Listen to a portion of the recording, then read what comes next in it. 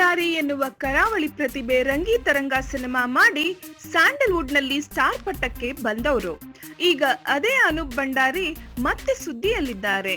ಹೌದು, Anoop Bhandari power star Puneeth Rajkumar ಅವರ cinema ಒಂದನ್ನ ನಿರ್ದೇಶಿಸಲಿದ್ದಾರೆ ಅನ್ನೋ ಸುದ್ದಿ ಈಗ ಗಾಂಧಿನಗರದ ಗಲ್ಲಿ ಗಲ್ಲಿಗಳಲ್ಲಿ ಹರಿದಾಡುತ್ತಿದೆ.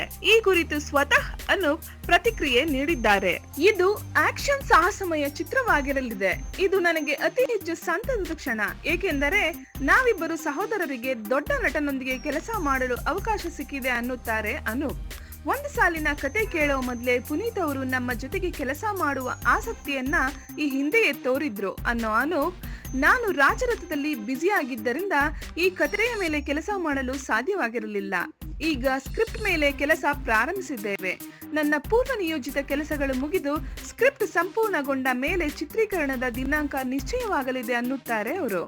ಈ ಯೋಜನೆಯನ್ನ ಪುನೀತ್ ಅಭಿಮಾನಿಗಳಿಗೆ ಅರ್ಪಿಸುವ ಅನೂಪ್, ರಂಗಿತರಂಗ ಬಂದ ಮೇಲೆ ನಾನು ಪುನೀತ್ ರಾಜ್ಕುಮಾರ್ ಸಿನಿಮಾವನ್ನ ನಿರ್ದೇಶಿಸಲಿದ್ದೇನೆ ಎಂಬ ವದಂತಿ ಹಬ್ಬಿತ್ತು.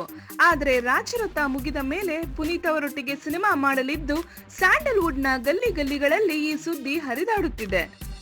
ಹೆಚ್ಚಿನ ಸಿನಿಮಾ ಮಾಹಿತಿಗಳಿಗಾಗಿ ಸಿನಿ ಸರ್ಕಲ್ ನ ಸಬ್ಸ್ಕ್ರೈಬ್ ಮಾಡಿ. Thank you.